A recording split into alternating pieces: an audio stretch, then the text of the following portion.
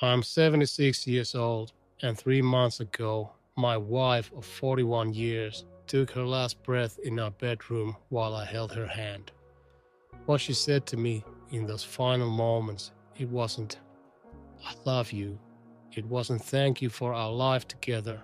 It was something that's been tearing me apart ever since. And if you're married or planning to be, you need to hear this before it's too late.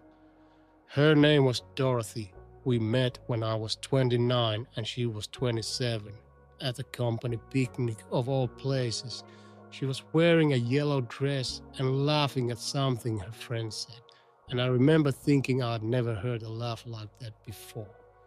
So genuine, so full of life. We got married 10 months later, bought a small house in the suburbs, had 2 kids, Andrew and Sarah, and from the outside, we had everything. I worked in finance, long hours but good money. Dorothy stayed home with the kids at first, then went back to teaching when they started school. We had date nights, well, sometimes we took family vacations, we celebrated anniversaries, we did everything you're supposed to do. But here's what I didn't realize until it was far too late. I was there, but I wasn't present.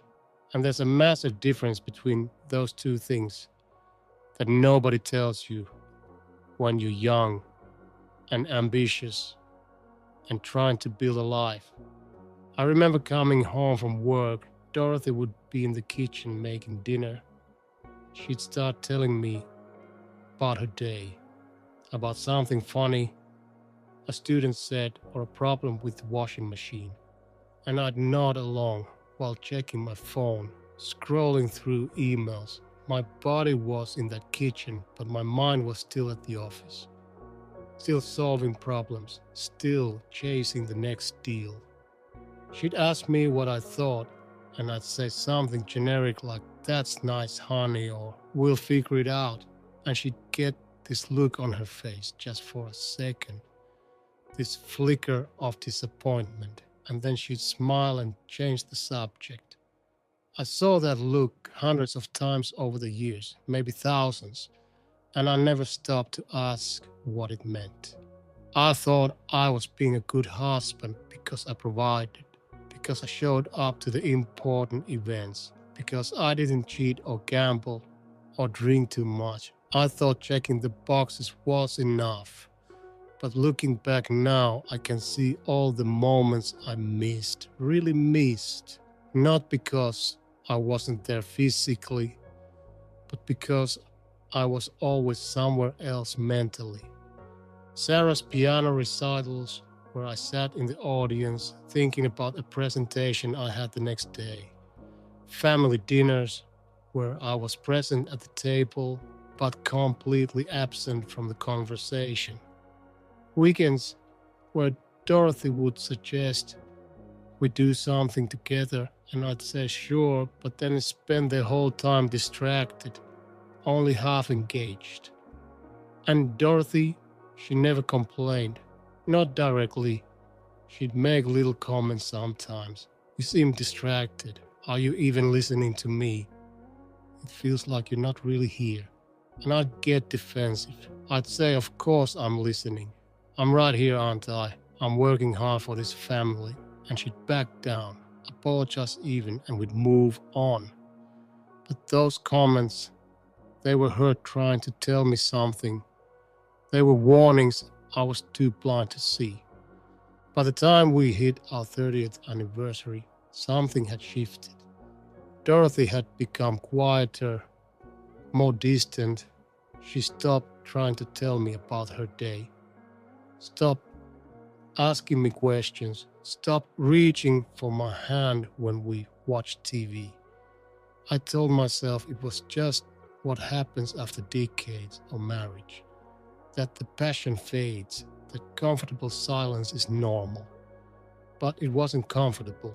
It was lonely for both of us. We were living in the same house, sleeping in the same bed, going through the same routines, but we were alone.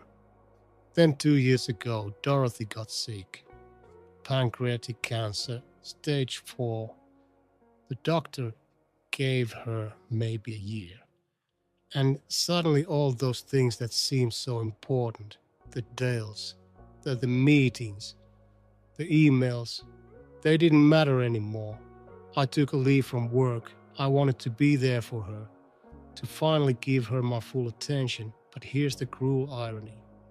By the time I was ready to be present, she was already leaving. Those last weeks, I barely left her side. I'd sit by her bed, hold her hand, tell her stories about our early years together, about the day we met, about our wedding, about when the kids were born, trying to make up for lost time, trying to show her she mattered, that she'd always mattered. And one evening, 3 days before she died, she was drifting in and out of consciousness, the morphine making everything hazy, and she opened her eyes, looked right at me and said, "I spent 41 years loving someone who was never really there." Then she closed her eyes again. No anger in her voice, no bitterness, just this quiet, devastating truth. I wanted to argue, to defend myself, to say I was there, I was always there, but I couldn't, because she was right. I'd given her my time, but not my attention, my presence, but not my focus. I'd shared a life with her, but I had never fully shown up for it. And now it was too late to change it. Too late to go back and actually listen when she talked about her day. Too late to put down my phone and look her in the eyes. Too late to ask her real questions and wait for real answers. Too late to be the husband she deserved. She died 3 days later, peacefully in her sleep. And at the funeral, people said beautiful things about our marriage, about how lucky we were to have 41 years together. And I smiled and thanked them, but inside I was screaming. Because what good are 41 years if you're not really there for them? So here's what I need you to understand. If you're married, if you're in a relationship, if you share your life with someone, being there is not enough. Showing up is not enough. You have to be present. You have to actually see the person in front of you. Actually listen when they speak. Actually engage with their joy and their pain and their ordinary moments. Put down your phone, turn off the TV, stop thinking about work or money or whatever else is pulling your attention away. And look at them. Really look at them. Ask them how they're doing and wait for the real answer. Notice when they're sad or excited or frustrated. Celebrate their small victories. Sit with them in their struggles. Be there, not just physically, but mentally, emotionally, fully.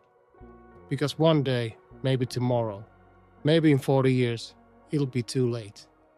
And you'll be sitting alone remembering all the moments you were there but not really there. And that regret is heavier than anything else I've ever carried.